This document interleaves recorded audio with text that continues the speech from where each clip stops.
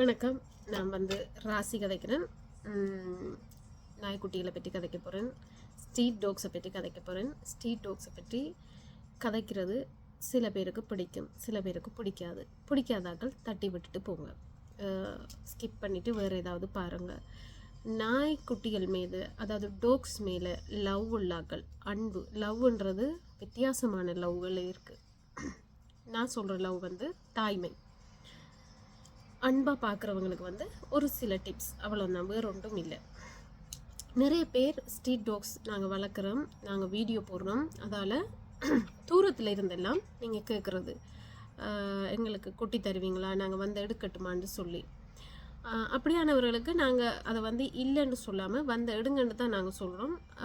ஆனால் என்னுடைய டிப்ஸ் என்னென்னு சொன்னால், நாங்கள் வளர்க்குறது ஸ்ட்ரீட் டாக்ஸ். ஸோ நீங்கள் உங்களோட அருகாமையில் உள்ள மார்க்கெட்டுக்கு போனீங்கன்னா சின்ன சின்ன பேபிஸ் எல்லாம் கொண்டு வந்து வீசப்பட்டு அங்கே இருப்பாங்க. தாயால் கைவிடப்பட்டது, வளர்க்குறவங்களால் கைவிடப்பட்ட ஆட்கள் எல்லாம் அங்கே இருப்பாங்க. அதில் ஏதாவது நீங்கள் தேர்ந்தெடுத்து வளர்க்குறதுக்கு முயற்சி செய்தால் இதை விட டபுளாக உங்களுக்கு அந்த நன்மை கிடைக்கும், புண்ணியம் கிடைக்கும். ஏனெண்டா நீங்கள் அவ்வளோ தூரம் இருந்து டிரான்ஸ்போர்ட் காசு செலவழித்து எங்கள்கிட்ட எடுக்கிறத விட நீங்கள் உங்களோட ஏரியாவில், உங்களோட இடத்துல அங்கே தவிச்சு கொண்டிருக்கிற ஒரு குட்டிக்கு நீங்கள் வாழ்க்கை கொடுக்குறீங்கன்னு சொன்னால், ஒரு புது வீடு, புது முகம், எல்லாமே புதுசு, அறிமுகம் எல்லாமே புதுசு நீங்கள் கொடுக்குறீங்கன்னு சொன்னால் அது பெரிய ஒரு உதவியாக இருக்கும். இன்னொரு விஷயம் என்னென்னு சொன்னால், முதல்ல நீங்கள் உங்களோட வீட்டில் எல்லாரோடையும் கதைச்சி பேசுங்க. இப்படி நாங்கள் ஒரு நாய்க்குட்டி எடுப்போமா, வளர்ப்போமா, இதால் எங்களுக்கு ஏதாவது நன்மை கிடைக்குமா, பிரச்சனை வருமா, ஓகே, நாங்கள் எல்லாம் வேலைக்கு போகிறவங்க, வீட்டில் யார் இருக்கிறது, அவங்கள பாதுகாக்கிறதுக்கு ஒரு நாய் வேணும் என்றதை நீங்கள் கதைச்சி ஒரு முடிவு ஒன்று எடுத்துட்டு அந்த குட்டியை நீங்கள் கொண்டு வளங்க. ஏண்டா சில பேர் கொண்டு வச்சு போட்டு அதை கட்டி போட்டுட்டு வேலைக்கு போயிடுவாங்க, இல்லை எங்கேயாவது போயிடுவாங்க, மழை அடித்து ஊற்றும், அதை மறந்துடுவாங்க. அந்த நாயின்ற அந்த பேர், டோக்குன்ற பேரை சில பேர், நான் சொல்கிறது மன்னிச்சு கொள்ளுங்க, சில பேரை தான் நான் சொல்கிறேன், அதை மறந்துடுவாங்க. மறந்தோடனே என்ன செய்யும், அது தொக்க நனைஞ்சி, இல்லை ஏதோ அந்த இடத்துல ஒரு பாம்பு கூட வருது, அதுக்கு ஓடை தப்பையில்லாது, பாம்பை என்ன செய்யும், அதை போட்டு தாக்குறதுக்கு தான் பார்க்கும். அதால் நாய்களை கட்டி போடாமலும் வச்சிடுங்க. கட்டி போடாமல் உங்களோட பிள்ளைகள் போல் நீங்கள் வளர்த்துடுங்க. இப்போ நான் சொல்ல வந்த விஷயம் என்னென்னு சொன்னால், உங்களோட வீட்டில் நீங்கள் எல்லாரும் கதைச்சி பேசி ஓகேன்னு சொன்னால் அந்த நாயை எடுத்து வளங்க, புள்ள போல் வளங்க. அதுக்கு உங்களை தவிர வேறு யாரையும் தெரியாது, உங்களோட முகம் மட்டும்தான் அதுகளுக்கு தெரியும். புது முகம் வந்தால் உங்களை பாதுகாக்கிறதுக்காக அது குலைக்கும், உங்களை பாதுகாக்கிறதுக்கு குலைக்கும். நீங்கள் கட்டித்தான் போடணுமென்று இல்லை, யாராவது காணிக்கில் வந்தால் அது குலைக்கும். குலைக்கல உங்களுக்கு தெரியும் ஏதோ ஒரு வித்தியாசம். இப்போ மனுஷரை பார்த்தா ஒரு மாதிரி குலைக்கும், பூச்சிப்பட்டையில், அதாவது பாம்புகள் இல்லை வேறு ஏதாவது காணிக்கில் வந்ததுண்டா குலைக்கும், பேய் வந்தால் கூட குலைக்கும். ஸோ உங்களுக்கு அதோட குலைக்கிறத வச்சு நீங்கள் கண்டுபிடிக்கலாம். அதுகளுக்கு சாப்பாடு, நீங்கள் கொடுக்குற சாப்பாடில் கொஞ்சம் சாப்பாடு கொடுங்க, ஒரு பிரச்சனையும் இல்லை. கொஞ்சம் சாப்பாடு, கொஞ்சம் தண்ணி, மழை தூருனா ஒரு சாக்கு கொண்டு வாசலில் போட்டு விடுங்க, அது பாட்டுக்கு சுருண்டு படுத்துட்டு பேசாமல் இருக்கும். நீங்கள் நாய்க்குட்டிக்கு வைக்கிற சில பேர், நான் இப்போ இலங்கையில் சில பேருடைய வீட்டில் நான் பார்த்தேன், நான் சத்தியமாக சொல்கிறேன், மன்னிச்சு கொள்ளுங்க, பிச்சை எடுக்கிற ஆட்கள் இருக்கிறாங்க தானே, அதுக்கு தமிழில் எனக்கு சொல்ல தெரியாது, அது என்னென்னு சொல்கிறேன்னு, பிச்சை எடுக்கிறதுக்கு என்னென்னு சொல்ல தெரியாது. அந்த பிச்சை எடுக்கிற பாத்திரம் கூட அழகாக இருக்கும், அவங்க எடுக்கிற பாத்திரம், அந்த கிண்ணம் கூட அழகாக இருக்கும்.